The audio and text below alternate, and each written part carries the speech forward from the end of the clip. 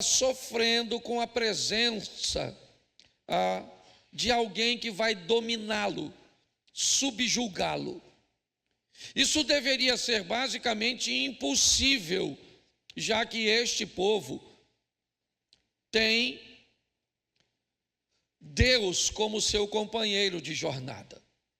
Aliás, a história de Israel sempre oscila entre liberdade e escravidão, vitória em momentos de glória e momentos de vergonha e de derrota. Você vai ver ao longo da caminhada do povo de Deus essa instabilidade do povo. Mas hoje eu quero te chamar a atenção para algumas coisas aqui. O inimigo agora são midianitas, amalequitas, alguns povos que estão descendo do Oriente para agir contra Israel. Uma coalizão de 3 nações que vai subjugar Israel. Na verdade, eles não querem muito roubá-los. Não. A intenção é só destruir tudo que eles produzem durante o ano. Todo o período de plantio e colheita, eles são atacados pelos seus inimigos. E é exatamente por isso que eles ficam debilitados, que eles enfraquecem, em algumas traduções, que eles empobrecem. Deus usando uma nação inimiga para atacar seu povo. Nós vimos nos 3 versículos, primeiro, que essa é uma crise que já dura 7 anos. Durante 7 anos, este povo vem trazendo seus rebanhos consigo para pisotear as plantações, para destruir as plantações. É só isso que eles querem. Eles querem humilhar. Eles não precisando dos recursos de Israel. Eles não estão entrando ali para saquear e pegar porque estão passando fome, porque tem necessidade. Não é nada disso. Eles simplesmente são mais fortes. E para ser forte, eles precisam de exércitos. Eles precisam de material bélico. Eles precisam de homens grandes. É assim.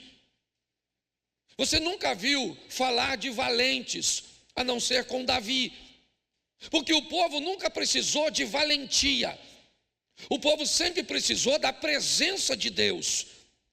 Porque quando Deus estava presente e o povo fazia a sua parte, não interessa o tamanho do inimigo, o povo ia vencer, porque a vitória era garantida por Deus. As outras nações não, eles precisam de carro, cavalos, cavalheiros, é assim.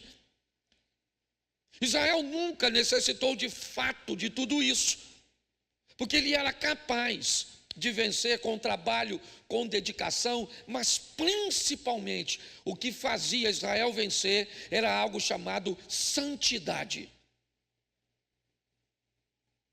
Quando Israel resolvia viver e trilhar um caminho correto, obedecendo às leis de Deus, já era. Inevitavelmente, eles venciam, mas todas as vezes que Israel se rebelava, Deus é pai. Então Deus utiliza de um sistema de correção, de disciplina. E o que ele fazia? Usava as nações poderosas para fazer isso. 7 anos é o que nós vimos. Durante 7 anos, obviamente, que o povo empobreceu e enfraqueceu em todas as áreas. Todas as áreas do povo de Deus foram afetadas com empobrecimento, com enfraquecimento, com perda de fé, com a autoestima lá embaixo, com a autoimagem lá embaixo. O povo está vivendo um momento muito difícil já durante 7 anos, como vimos. Mas o motivo está no verso 10. Esse povo resolveu adorar outro Deus. Este povo resolveu ter medo de Baal. Essa é a grande verdade. O povo já está em dúvida, porque este povo adora um Deus pagão. que durante 7 anos manda invadir a terra do povo de Deus, tendo êxito, o povo começa a achar se na verdade quem é Deus de fato não é Baal. Então eles começam a ter medo de Baal. Eles têm agora um altar para adorar Baal no meio do povo de Deus. É isso. Eu não sei se você parou para pensar ou notou, mas desde o começo deste culto, a palavra medo, ela permeou esse culto inteiro. Certo? Por que as pessoas não dizimam?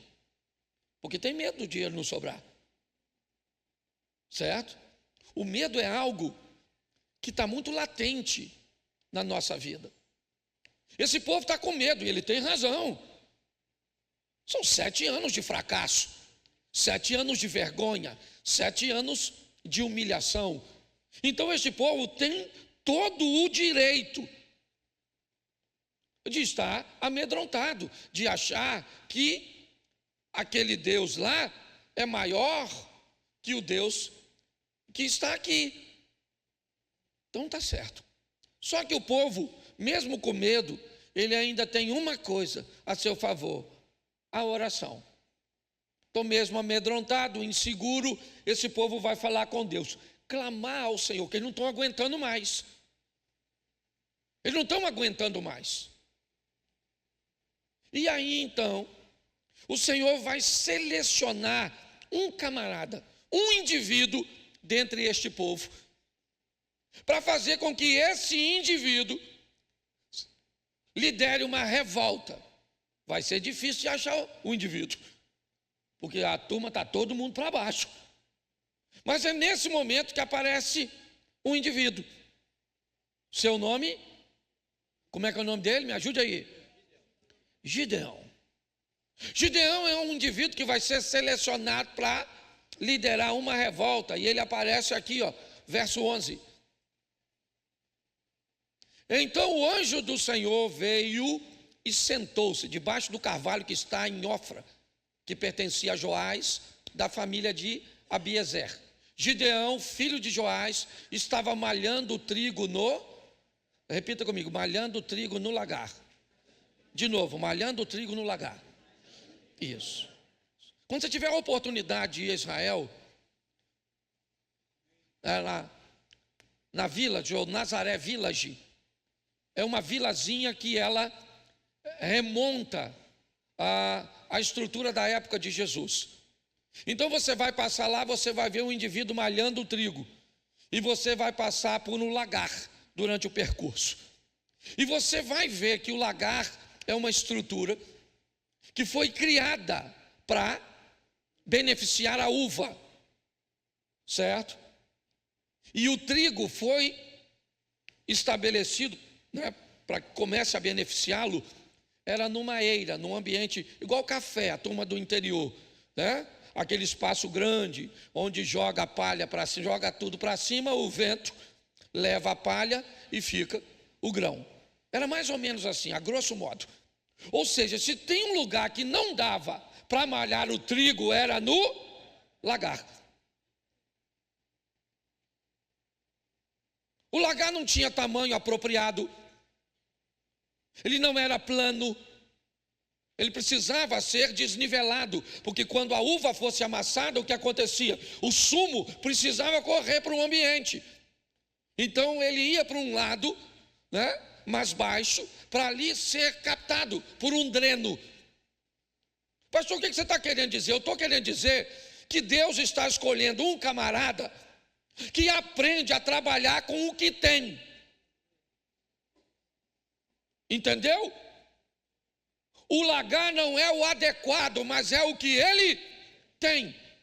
Gideão vai ser escolhido por Deus, primeiro por sua resistência. Depois de 7 anos, o cara ainda está lá. Pode notar. Sua adaptabilidade, porque ainda tem isso. Tem gente que é resistente, mas não se adapta. O mundo está mudando, as coisas estão acontecendo.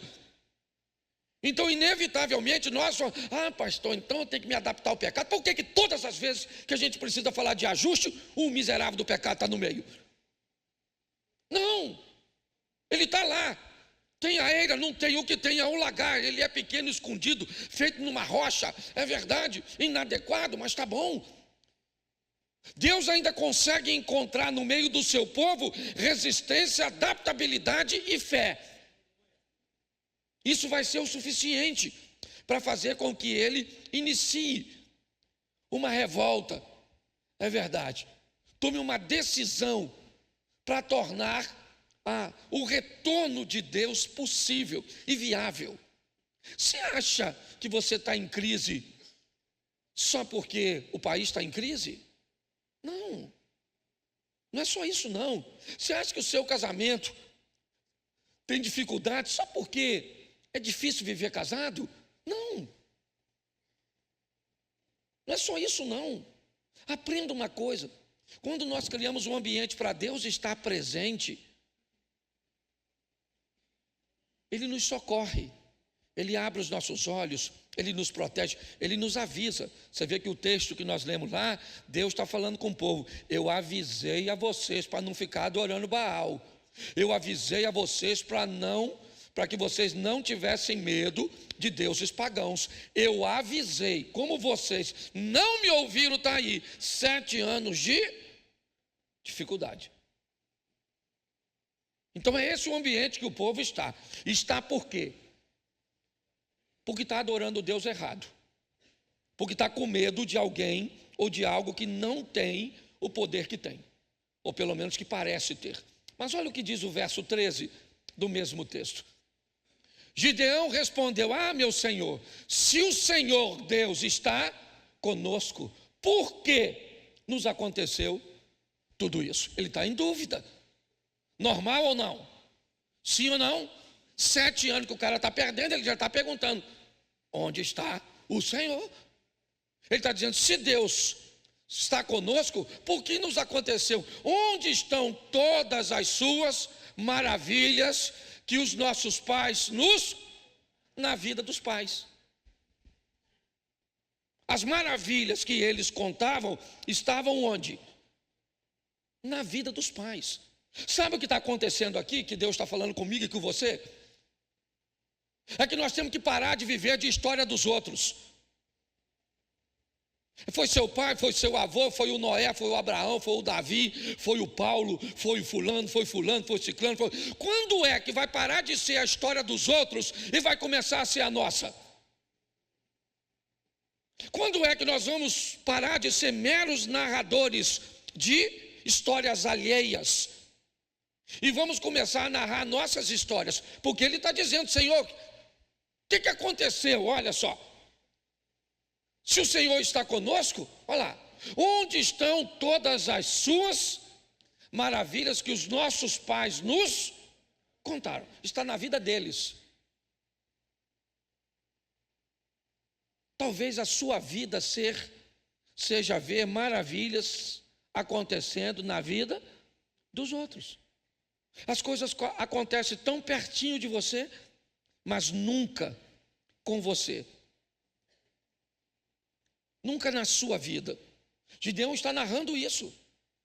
Eu ouvi muitas histórias do que Deus fez. Ele só não está fazendo.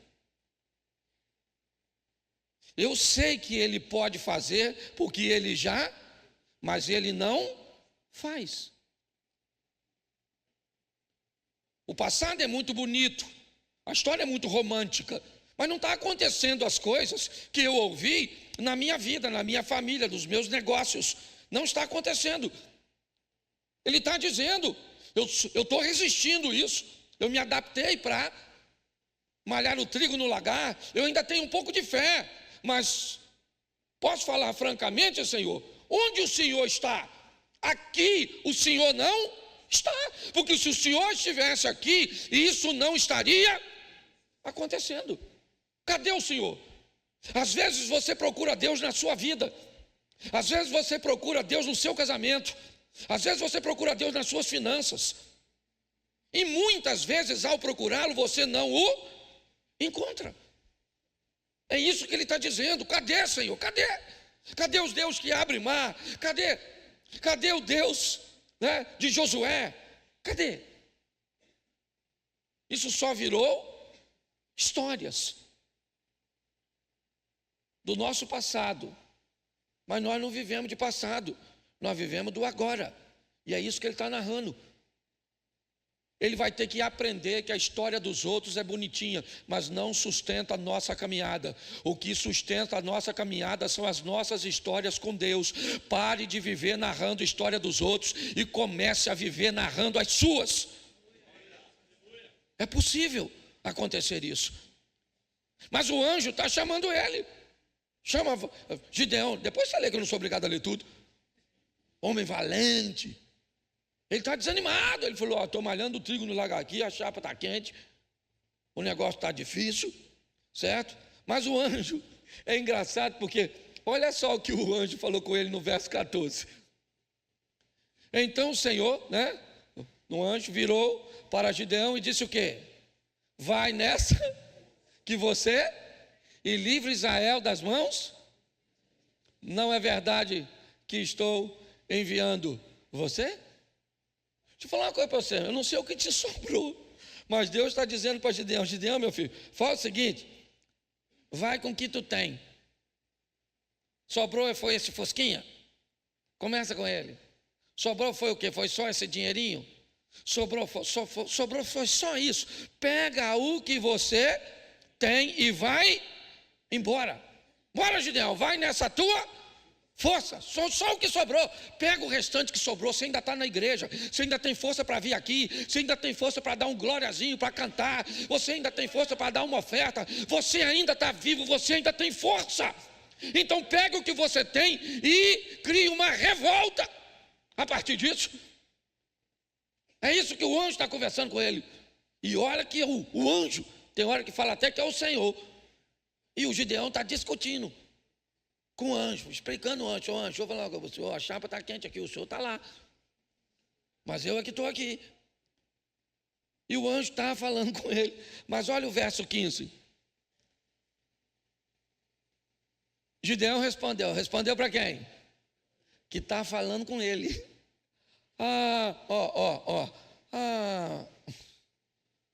Meu Senhor, como livrarei Israel? Eis que a minha família é a mais pobre, hein? E eu sou o... A primeira coisa que ele diz, deixa eu falar uma coisa para o senhor: para liderar uma revolta, alguém tem que ter nome, tem que ser famoso, que precisa dos outros acreditar nele. Então deixa eu falar uma coisa para o senhor: a minha família é a mais lascada. A situação está feia aqui, mas lá em casa está pior. A minha família é a mais pobre. Ele está dizendo: eu não tenho um nome. Eu não tenho nome. Você está entendendo? As pessoas não vão acreditar em mim. A minha família não tem um pedigree. Sabe? Não tem. É isso que ele está conversando. E ele está tentando explicar tudo isso para quem? Para o anjo. Olha só, o anjo vem trazendo dos céus recursos de Deus. E o Gideão está falando: seu anjo, eu vou falar com você, não vai rolar. Você está entendendo? O negócio está feio, aconteceu no passado. O anjo falou: pega a sua força e vai. Ele falou: que força? O negócio está difícil. E ele ainda, olha o que ele termina a falar: se não bastasse, ele ainda diz: além da minha família não ter nome, eu ainda sou o menor. Ele está apresentando para o anjo o seguinte: olha, Deus foi embora, minha família é a mais pobre, e lá de casa eu sou o menor. O que ele está dizendo? Que ele não tem recursos. Ele está tentando apresentar uma justificativa, certo?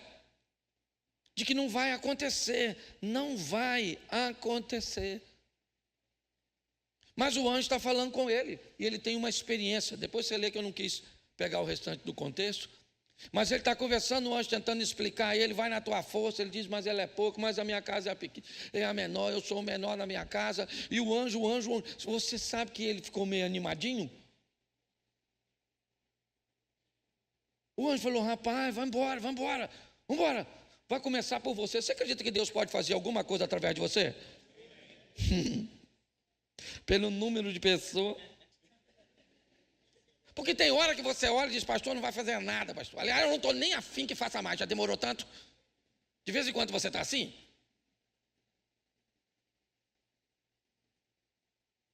Eu vou te mostrar agora o que vai começar a acontecer na vida desse cara. Quando ele tem essa experiência com Deus, ele tem uma experiência com Deus. Sim ou não? Ó, deixa eu pegar aqui para você entender. Vamos lá. 6:24. Dá uma olhada nesse texto. Então Gideão edificou um altar ao Senhor e lhe deu o nome de O Senhor é até o dia de hoje, está lá, certo? Está em Ofra, que pertence à família de Abiezer. Bom, versículo 26. Isso. No alto desse lugar fortificado, faça para o Senhor. É isso que o Senhor está mandando, ou o anjo, como queiram. Faça, certo? Um local fortificado para o seu, um altar em camada de, depois pegue o segundo touro e ofereça em holocausto, e com a lenha do poste da deusa Aserá, certo? Que você irá, escute aqui. Olha o que Deus falou para o Gideão. Gideão, olha só, você vai fazer o seguinte. Primeiro você vai fazer um altar para mim. Isso já ia dar um BO danado. Porque a turma toda está adorando o Baal e a Zera, as duas entidades. Certo? E pior, além de fazer um altar para mim, você vai quebrar o do Baal e da Zera e pegar a lenha do altar e vai queimar no meu. Porque eu sou seu Deus. O que Deus está falando para Gideão? Gideão, está na hora de você ter uma experiência comigo. Está na hora de nós vivermos a nossa história. Esquece o Abraão, esquece o Moisés, esquece o Isaac. Eles já passaram, esquece. A história do Josué é legal, mas ela já passou. Agora chegou a sua vez, é a sua vez de viver a sua história. E vou falar para você, a experiência dos outros vale muito pouco para você.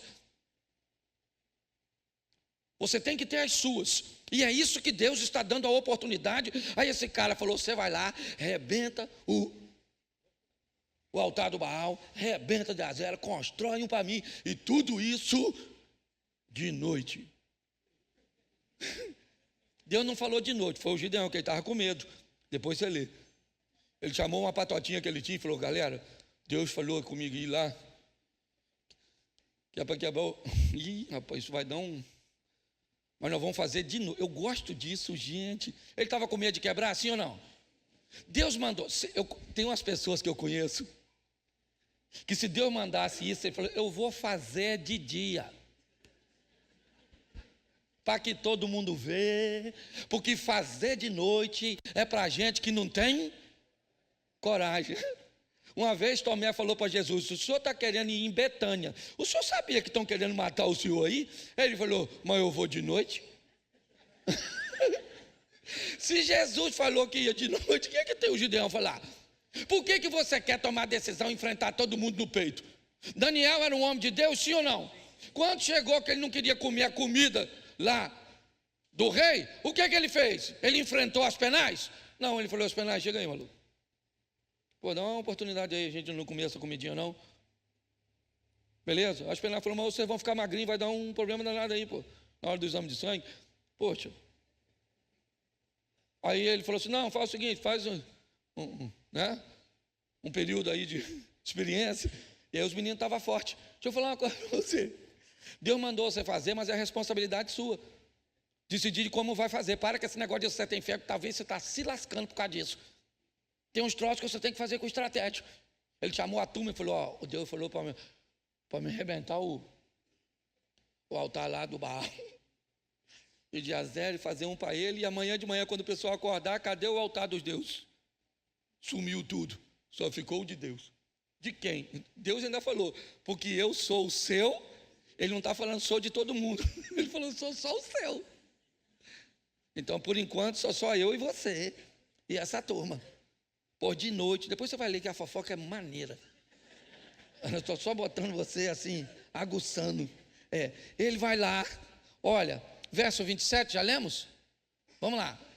Então Gideão levou os 10 homens dos seus servos e fez como o Senhor lhe havia, mas porque teve da casa do seu e dos homens daquela cidade, não fez, mas ele estava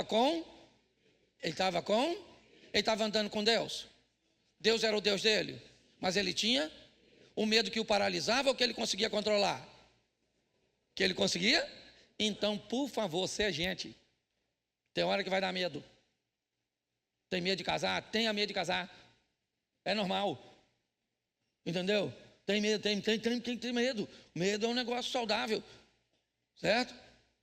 Ele estava com medo, chamou a turma dele lá e foi de noite. Sim ou não? Sim ou não? Pois é, quebrou tudo, fez tudo. E aí, amanheceu. Quantos homens ele tem andando com ele? Isso. Dá para vencer Midianita? Não, mas pelo menos ele já tem uns 10 caras. Tem gente que não tem ninguém. Lá na rede social você tem 10 seguidores. Você já está maneiro. Se tem mais, já está no lucro. Está com mais do que Gideão. Você consegue entender? Está lá. Agora ele quebra, mas quando ele quebrou, que amanheceu, aí, olha o que aconteceu. Verso de número, vou ler a partir do 28. Isso, dá para. De madrugada, quando os homens daquela cidade se levantaram, eis que o altar de Baal estava, e o poste da deusa Azera que estava junto dele, cortado, certo? E o referido segundo touro tinha sido oferecido no altar, que tinha sido, mas até o momento ninguém sabe quem fez. O pessoal só está escandalizado. Cadê o altar de Baal? Cadê o poste de Azera? Cadê o touro? Lascou-se tudo. Vamos lá, olha. Pão 29, santo varão. E diziam uns aos outros, ó a fofoca, quem fez isso, gente? Certo? E aí, o chefe dos fofoqueiros diz o quê? Quem fez isso foi filho de... Aí pronto. Pronto. Agora o bicho pegou. Já estão sabendo que o tal do Gideão resolveu quebrar as paradas tudo. E servir a um só, romper com os vínculos, viver uma vida diferente. Você está entendendo? E ele resolveu isso e não falou porque quem mandou ele fazer foi. Então, quando Deus mandar você fazer algo, não espere ser ovacionado pelos outros. Às vezes você começa a fazer e ninguém vai entender. Pare de achar que quando você começa a fazer, todo mundo tem que dizer glória a Deus. Verso 30. Então os homens daquela cidade disseram a Joás: traga o seu filho para fora, para que seja, pois derrubou o altar cortou o poste da deusa que estava junto. Agora o pai desse cara vai mostrar o que é pai. Macho. Foram na casa dele, pensa, lá na comunidade. O menino dele foi enquadrado. Não, não. Batendo na porta do pai do garoto. Falou: traz esse humilhante para fora, que hoje vai pro saco. Vai morrer. Só estou atualizando uma linguagem carioca. Certo? Sim ou não? Olha o pai dele, olha o pai dele, olha o pai dele, olha o pai dele. Verso 31. Porém, Joás, o pai dele, disse o quê? Disse a todos que se puseram contra ele: vocês querem defender a causa do Baal? Vocês querem livrá-lo? Quem defender a causa dele será morto ainda essa manhã. Se ele é Deus, que defenda a si mesmo. Afinal, derrubaram o seu altar. Ele nem falou que foi o filho dele, falou que ele derrubou. Não falou que foi o menino dele. Olha o que ele falou. Ele falou: cara, presta atenção, o altar é de quem? Não, é de Deus. Sim ou não? Se alguém foi lá e derrubou o altar de Deus, Deus é que se defenda. Porque se eu estou aqui para defender Deus, Ele não é Deus, quem é Deus sou eu. Um Deus que precisa da minha defesa. E ele já falou logo, se alguém se meter com o meu menino, certo? Só porque alguém derrubou o altar, vai se ver. Eu gosto desse pai que sai na defesa do seu filho, colocando agora Baal no seu devido, isso. É só isso que está acontecendo. Por quê? Porque se eu voltar lá atrás para você, o motivo pelo qual Israel está enfrentando tudo isso é porque está adorando e temendo outro Deus, sim ou não? Então Deus vai fazer tudo o que vai fazer aqui só para uma coisa, para esse povo parar de ter medo de outro Deus, parar de servir a outro Deus e se prostrar e adorar somente a Ele, certo? E a lei do Moisés, o decálogo lá, somente um Deus, e é isso que ele está fazendo. Então ele agora, olha como é que as coisas acontecem. Agora ele derrubou o poste, sim ou não? Ele derrubou o altar de Baal, sim ou não? Ele queimou o touro lá que se lascou, sim ou não? E agora, que beleza. Quantos homens ele tem para segui-lo? Ele agora faz uma convocação. Capítulo 7, verso 3. Olha quantas pessoas aparecem. Vamos lá, irmão. Isso. Só lê a partir de baixo ali, ó. Então,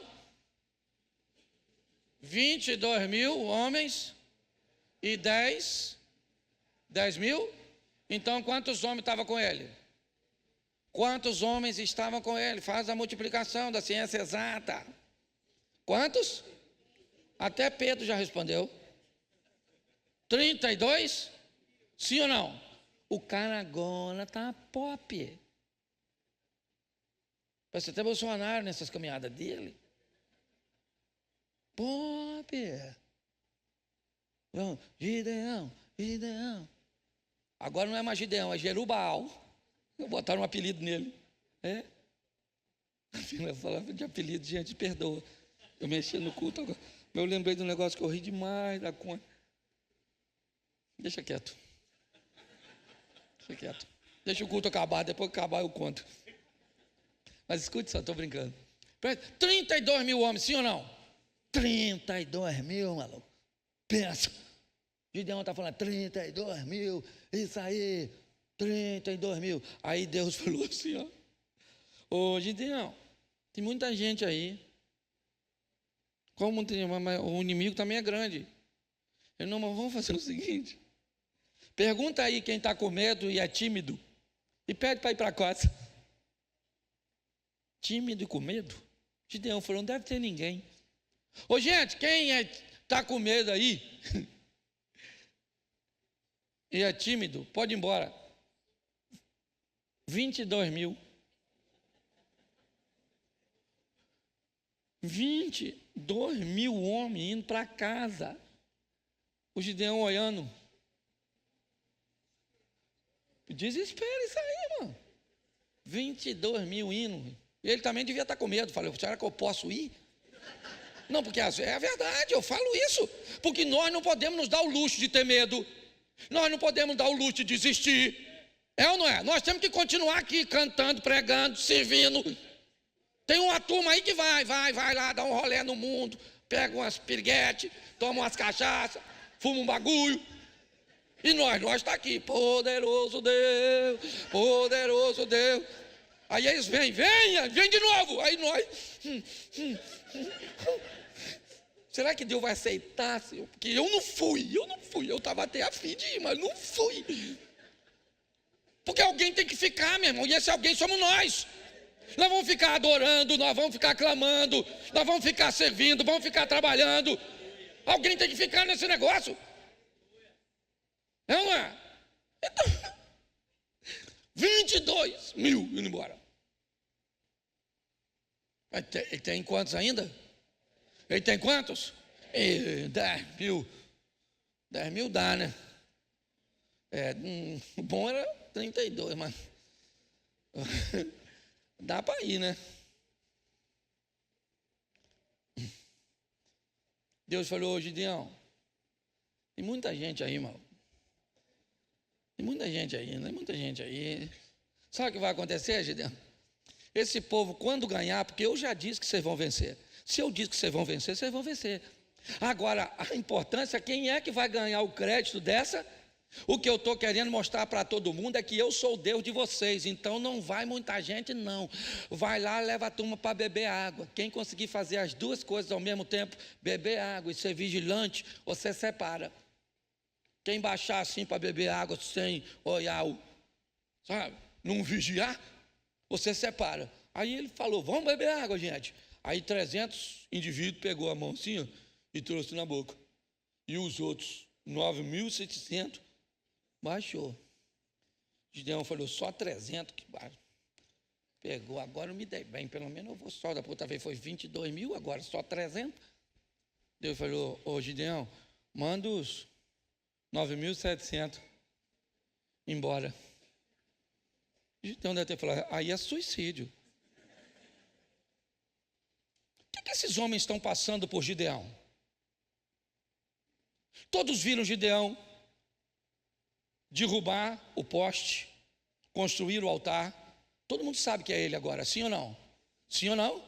Estiveram com ele, sim ou não? Sabe que ele vai enfrentar os midianitas, sim ou não? Mas para onde eles foram? Os 22 mil? Para a sua casa. O que vocês estão fazendo em casa? A mulher, os filhos, os idosos? Não. Deus falou lá com o Gideão para mandar quem estava com medo. Eu estava. E eu vim. Tá bom? Agora, ainda faltava mais alguns lares. 9.700 homens voltam. Sobra 300 homens para Gideão. E Deus disse, é com esses 300 homens que eu vou trazer de volta o meu nome para esse povo. Todo mundo vai saber que eu sou Deus. E que eu não preciso, porque presta atenção, eles não têm armas. Certo? Eles vão pelejar, mas eles não têm armas. Gideão dá uma instrução para eles. Vocês levem uma tocha, uma trombeta e um vaso vazio. É só isso. O texto faz referência que a batalha ia ser no vale, como na maioria das vezes costumava ser. Eu não sei se eles estão descendo, eu já falei isso aqui, nós fizemos uma experiência em Massada, que eu achei fantástico. Nós estávamos 70 pessoas, Eliezer. Um dia eu ainda vou ter a oportunidade de levar vocês lá. 70 pessoas em Massada, a fortaleza construída por Herodes, né? Para se proteger de uma revolta. E aí, Damião, que era o guia, ele já tinha feito comigo isso outras vezes, e eu pedi que os 70 gritassem de cima para baixo, ali, em cima da fortaleza. E nós, no 3, todos nós gritamos. Eu vou falar para vocês, 70 pessoas gritaram. Aparentemente, umas 500, 700 ou até 1.000 pessoas estavam gritando. Nós gritamos por alguns instantes e paramos. Então o eco foi sendo distribuído por aquela planície. É impressionante. Talvez isso explique por que eles achavam que tinham tanta gente por causa desse efeito. Mas são apenas 300 homens que sobraram para Gideão. Gideão divide esses homens, trombeta, tocha e um vaso vazio. E é assim que eles vão à guerra. Cercam esses homens, esses povos, por 3 direções. Gideão disse, assim que a trombeta tocar, todos toquem a trombeta, todos quebrem os vasos e segurem suas tochas. E assim foi feito. Quando aquilo aconteceu, eu não sei que tipo de efeito causou. Eu sei que os homens começaram de noite, era meia-noite aproximadamente, início da terceira vigília, meia-noite, certo? Início da terceira vigília, aquela escuridão, os homens gritando e aquele barulho vindo de diversos lados. Eles entram em desespero, alguns guerreiam contra si, ali mesmo.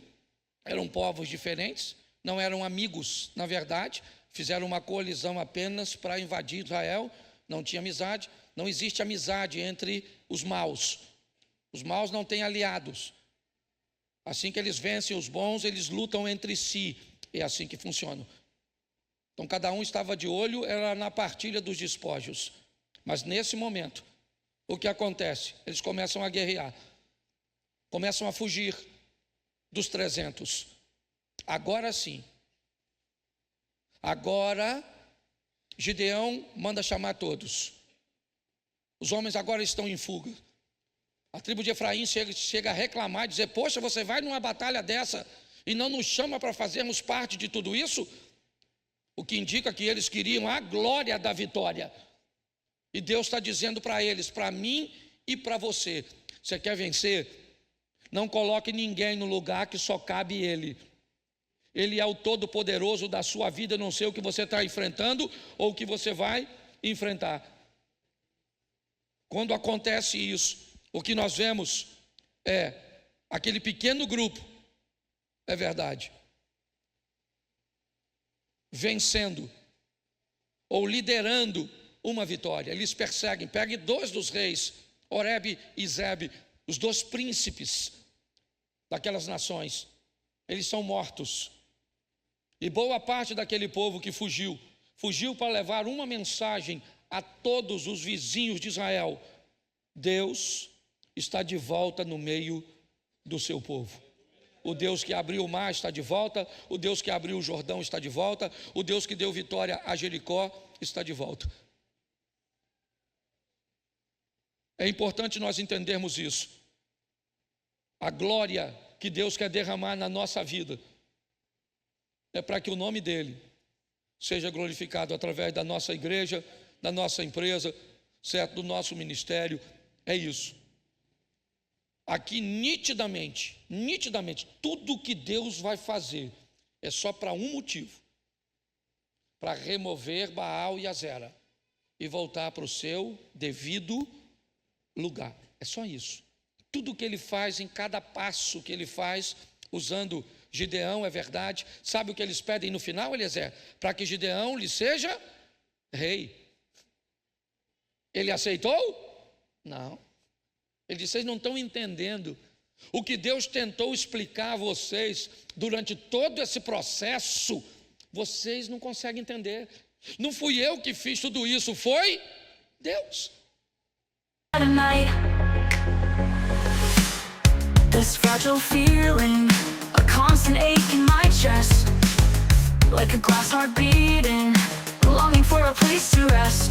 Tired of masks, curated facades we show, yearning for a connection, someone to truly know. But the world keeps spinning, a dizzying, vibrant blur, and I'm holding on tight, trying not to fall further. Lost in the digital noise, searching for a signal clear. Can anybody hear me? Is there any solace here? Swiping through the emptiness, a kaleidoscope of lies, empty promises and filtered skies. Is this what it means to be alive in this digital age? Trapped in the reflection of our own self-made cage. This fragile feeling, a constant ache in my chest, like a glass heart beating, longing for a place to rest. Tired of masks, curated facades we show, yearning for a connection, someone to truly know. But the world keeps spinning, a dizzying, vibrant blur, and I'm holding on tight, trying not to fall further. Lost in the digital noise, searching for a